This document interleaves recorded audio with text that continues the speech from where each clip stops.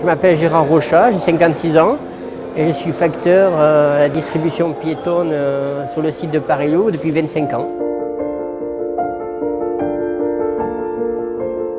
J'arrive à 6h45, heure de début de la journée. Dans un premier temps, il y a les travaux de coupage-piquage qui consistent à mettre les courriers en case, vérifier les réexpéditions, etc. Ensuite, il y a la partie mise en sac en fonction des gros usagers. Et ensuite, vers 10h, on part en tournée. J'ai intégré la Poste du Louvre dans les années 80 et je suis toujours restée dans ce même bureau.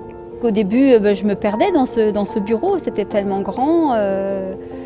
Grand et petit parce que quelquefois, tout compte fait, on s'apercevait qu'on connaissait des gens ou des gens qui venaient de la même région et en bavardant, on se retrouvait comme ça. Donc oui, c'était tout ça. La Poste du Louvre est un projet qui a été mené à terme sous la Troisième République. L'architecte en est Julien Gadet. Et le bâtiment, en fait, devait remplacer le précédent hôtel des Postes qui avait été installé dans un ancien hôtel particulier et qui, durant toute la première moitié du XIXe siècle, était critiqué parce qu'il était beaucoup trop étroit, beaucoup moins pratique pour son usage. C'est un bâtiment très emblématique pour le groupe La Poste. Il l'a été dès son origine par une commande ministérielle qui fixait à l'architecte l'objectif d'en faire un bâtiment porteur de toute la modernité de La Poste, ceci dès la fin du XIXe. Ce bâtiment, comme le dit Julien Gadet, est à la fois une usine et un monument. Une usine par sa fonction, puisqu'à l'époque, le travail postal nécessite des grandes surfaces qui s'apparentent en fait à un espace industriel. Mais, donc, comme le dit l'architecte, c'est aussi un monument parce que c'est un bâtiment de l'État construit en plein Paris.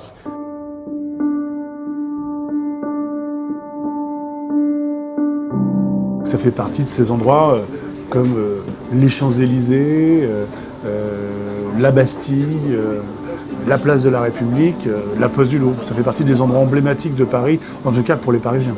T'habites où ? J'habite en face de la Poste du Louvre. Voilà. Pas besoin de donner de station de métro, pas besoin de donner de nom de rue, pas besoin de donner de nom de bus. Tout le monde savait où était la Poste du Louvre. Ce bureau de poste ne laisse pas indifférent. Vous le voyez, c'est une structure très particulière, structure Eiffel, c'est magnifique, il y a des hauteurs sous plafond extraordinaires.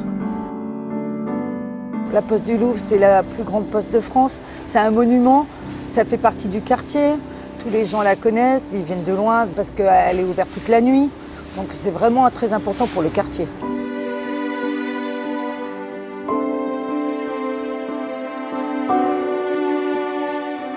Quand moi j'ai débuté, à peu près on était 500 postiers sur le site du Louvre, ce qui est énorme.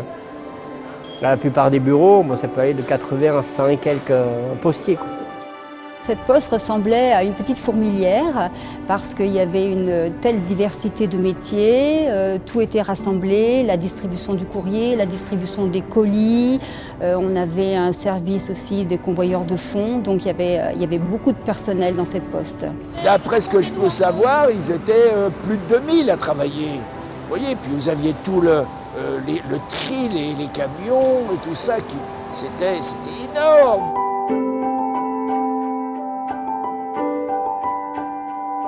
C'est le seul établissement qui était ouvert 24 heures sur 24, 7 jours sur 7.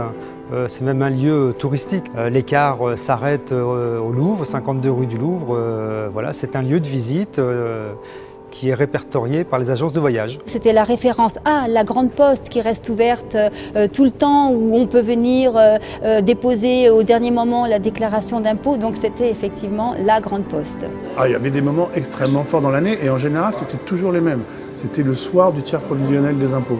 Et là il y avait 200 voitures qui crissaient, qui s'arrêtaient en pilant pour aller déposer le chèque des impôts à 23h58, le cachet de la Poste faisant foi, pour ne pas prendre la majoration de 10%.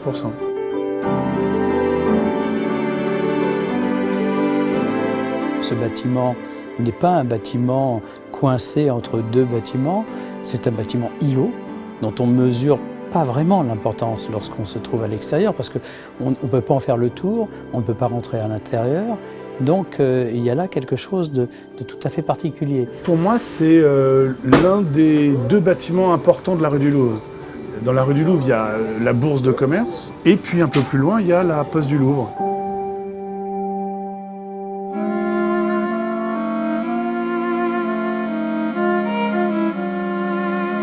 l'évolution de l'activité industrielle de la Poste, les modes de préparation, de tri du courrier ont beaucoup évolué dans le temps. De sorte que ce bâtiment s'est progressivement vidé jusqu'à ne conserver que les espaces de distribution et le bureau de poste, libérant beaucoup de place. Et il nous fallait donc inventer un nouveau destin à ce bâtiment, sachant que le maintien de l'activité postale est absolument stratégique. Ce qui était essentiel, c'est d'arriver à garder la substance patrimoniale. Il y a une façade de pierre. Il faut la nettoyer, il faut l'entretenir, il faut la révéler d'une certaine façon, lui redonner son image initiale. À l'intérieur, il y a un travail qui est beaucoup plus important de restitution de toutes les charpentes métalliques. C'est ce que nous avons fait, c'est-à-dire que le projet va restituer l'ensemble des charpentes métalliques. Qu'est-ce que la nouvelle Poste du Louvre va accueillir? D'abord une activité postale, c'est l'essence même du projet. Un bureau de poste avec ses services financiers, la banque postale, des espaces de distribution, des espaces pour le colis et un espace de logistique urbaine dont nous discutons en ce moment avec la mairie de Paris.